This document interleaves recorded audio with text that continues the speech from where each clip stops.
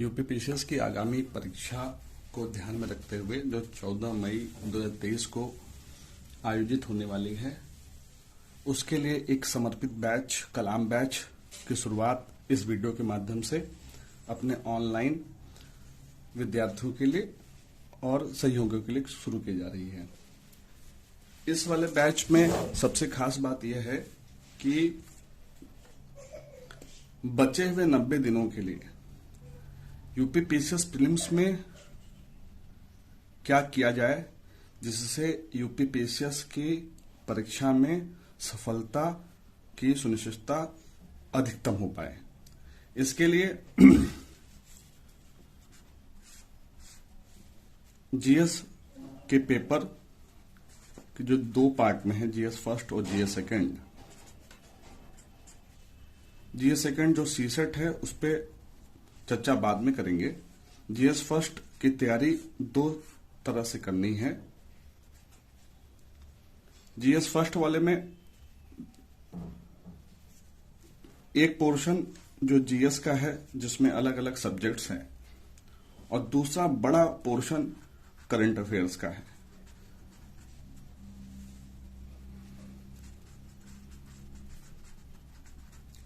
तो डेली गोल के रूप में कुछ फैक्ट्स जीएस के लिए और कुछ फैक्ट्स जो है करंट अफेयर्स को डेडिकेटेड रहेंगे। बचे हुए 90 दिनों में सब्जेक्ट्स को पढ़ करके परीक्षा पास नहीं की जा सकती और ये बैच उन लोगों के लिए है जिनको थोड़ा आइडिया पहले परीक्षा देने का है, थोड़ा अनुभव है, लेकिन जो नए बच्चे भी हैं, जो नए अभ्यर्थी भी हैं, उनके लिए भी ये इतना ही उपयोगी है।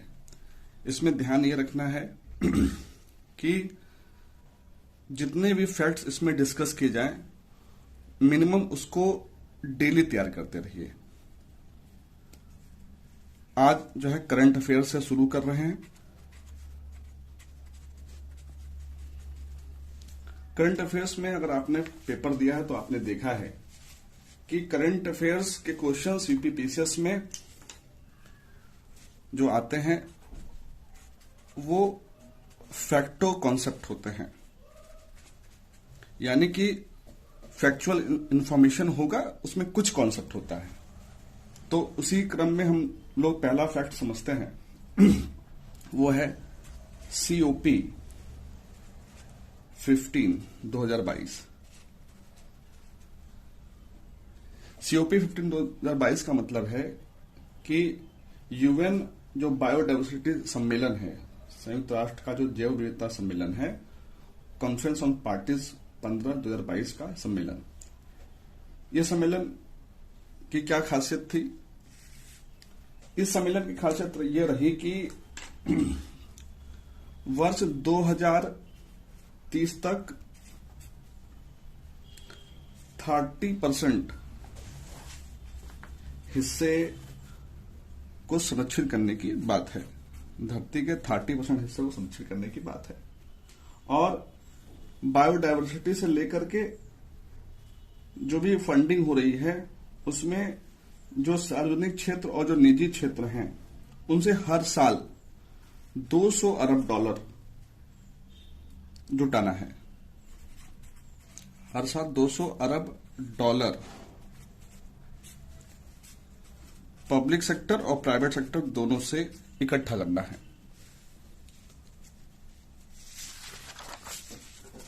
साथ में 2030 तक जो डेवलपिंग कंट्री हैं, विकासशील देश हैं, जो विकासशील देश हैं उनको $30 अरब 30 अरब डॉलर, लगभग 3 करोड़, $30 अरब की मदद होनी है। ईयरली सालाना संरक्षण होना है।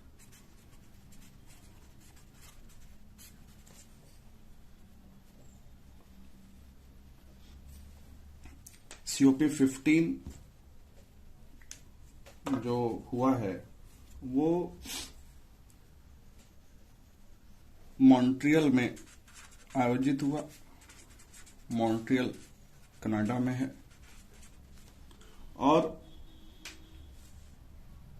इसका जो पर्पज वो ये है कि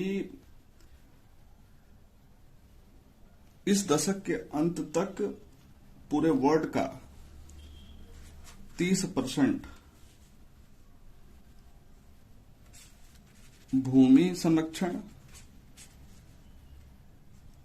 कोस्टल एरिया, तटीय क्षेत्र संरक्षण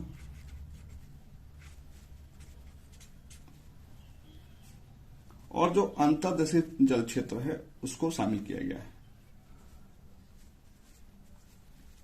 लक्ष्य तो 30% रखा गया है, लेकिन वर्तमान में स्थिति यह है कि भूमि का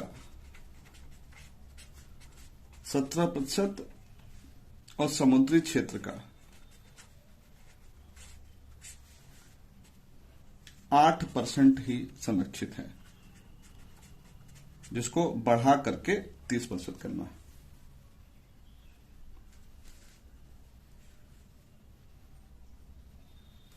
इसमें एक और जो बात की गई वो ये किया गया कि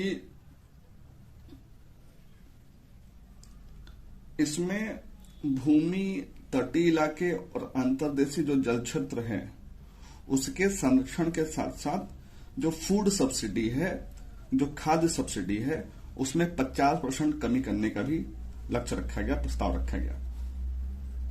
और यहां पर कोलंबिया जो एक कंट्री है, कोलंबिया जो कंट्री है उसने एक प्रस्ताव रखा जिसका जर्मनी ने समर्थन किया और देशों ने समर्थन किया, और समर्थन किया एक कॉन्सेप्ट पे जिसको बोला गया एक्सीलरेटर पार्टनरशिप।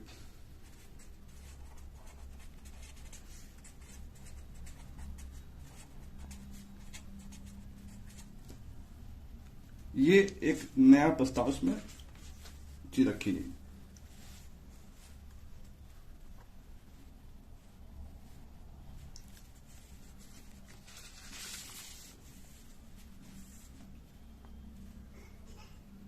अब दूसरा देखिए, सोशल प्रोग्रेस इंडेक्स।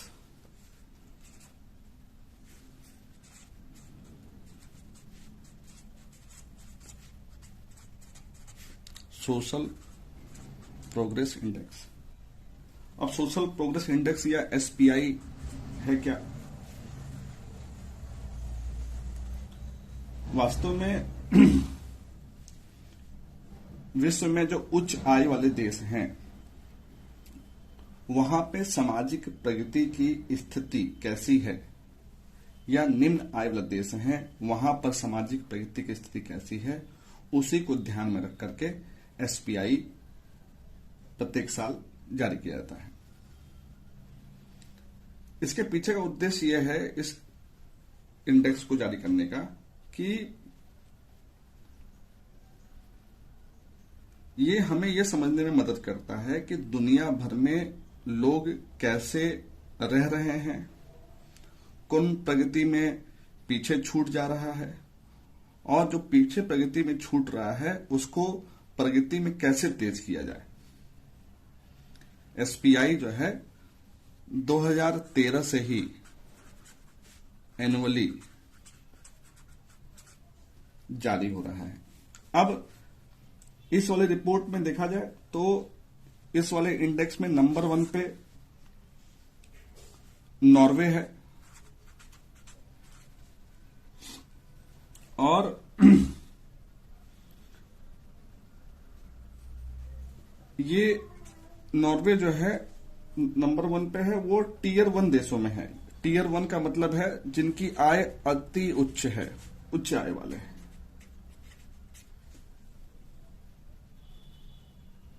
ऐसे जो टीयर 2 कंट्री है, ये टीयर 1 है, अति उच्च टीयर 1। ऐसे जो टीयर 2 कंट्री है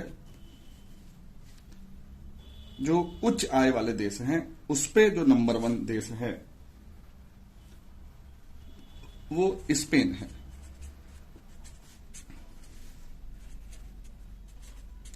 इसी क्रम में जो टीयर 3 कंट्री हैं जिनकी आय भी ऊंची है लेकिन इनकी तुलना में कम ऊंची है,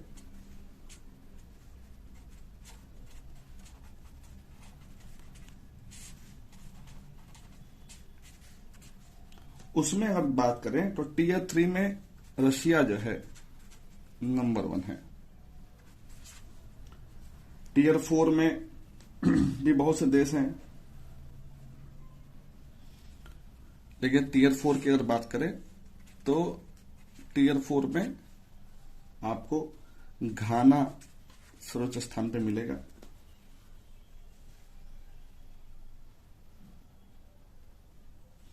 अब इंडिया की अगर बात करें तो इंडिया में भी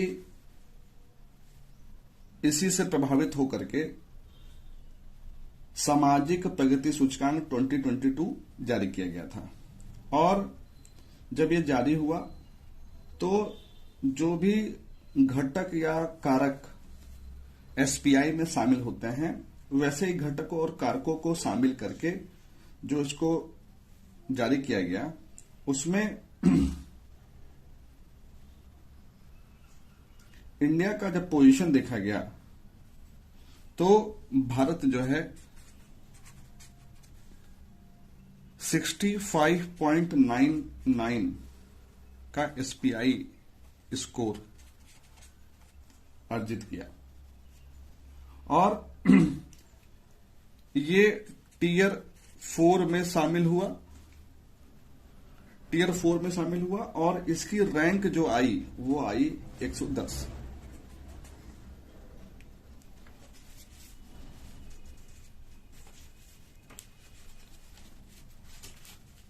इस पूरे स्कोर में जो सबसे लास्ट कंट्री है जिसका प्लेस है 169वां, सबसे लास्ट जो देश है उसका नाम है साउथ सूडान, दक्षिणी सूडान।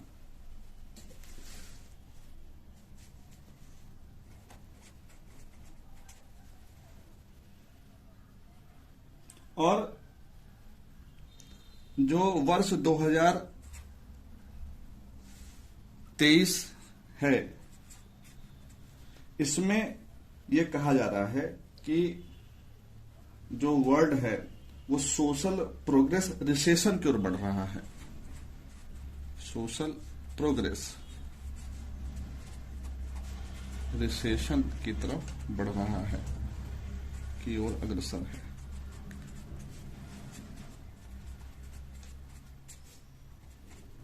यानी कोविड-19 का इफेक्ट, जलवायु परिवर्तन के खतरे, इकोनॉमिक जो अशांति है, जो व्यापक जो राजनीतिक परिवर्तन है या फिर जो व्यक्तिगत अधिकार से लोग पीछे हट रहे हैं, इन सभी कारणों से ये पीछे हट रहा है। सूचकांक ये भी कहता है कि दुनिया भर में सुधार तो हुआ है लेकिन ओवरऑल 52 देशों में सोशल प्रोग्रेस में गिरावट हुई है। पूरे के पूरे वर्ल्ड को 6 टीयर में बांटा गया है। टीयर 1 में नॉर्वे, टीयर 2 में स्पेन, टीयर 3 में रूस, टीयर 4 में घाना। टीयर 5 और टीयर 6 मैंने आपसे डिस्कस नहीं किया, लेकिन मैं आपको सिर्फ ऐसे फैक्टर बता दूं कि टीयर 5 में कोटे दी आइवर और टीयर 6 में नाइजर सबसे ऊंचे क्रम में थे। अब नेक्स्ट देखिए जो इंपॉर्टेंट है इसी में देखिए, अगर हम इंडिया के कॉन्टेक्स्ट की बात करें तो 110 रैंक थी इनकी। और अगर हम लोग राज्यों की बात करें तो जो एसपीआई वर्ड बनाई थी और जो एसपीआई सोशल प्रोग्रेस इंडेक्स हमने बनाया उसमें इंस्टीट्यूट फॉर कॉम्पिटिटिवनेस और social progress imperative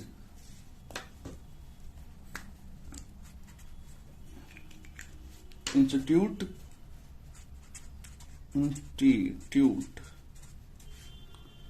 for competitiveness and social progress imperative,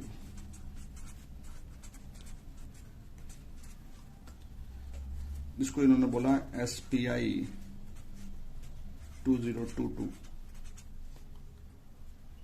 और इसमें सहयोग दिया आर्थिक सलाहकार परिषद प्रधानमंत्री की जो अध्यक्षता में होता है। इसमें इन्होंने पुद्दुचेरी को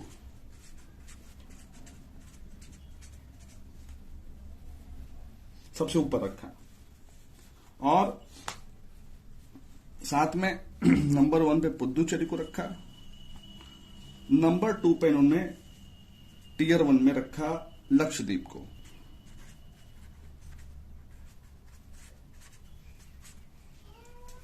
टियर 1 में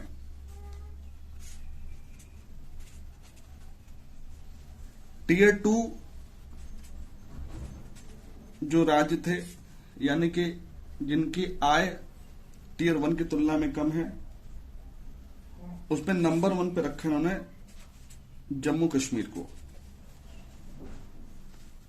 टियर 3 में जिनकी आय तुलनात्मक रूप से टियर 1 और टियर 2 से कम थी, उसमें इन्होंने नंबर 1 पे रखा उत्तराखंड को। ऐसे ही टियर 4 में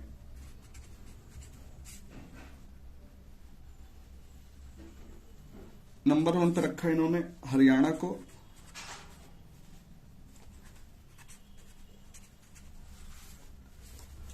और टियर 5 पढ़ना इसलिए जरूरी है क्योंकि टियर 5 जिसको बोलते हैं लो सोशल प्रोग्रेस, जो टियर 5 है,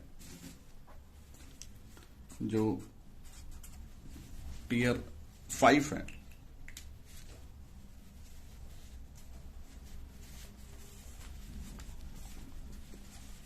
जिसको नाम दिया गया है लो सोशल प्रोग्रेस,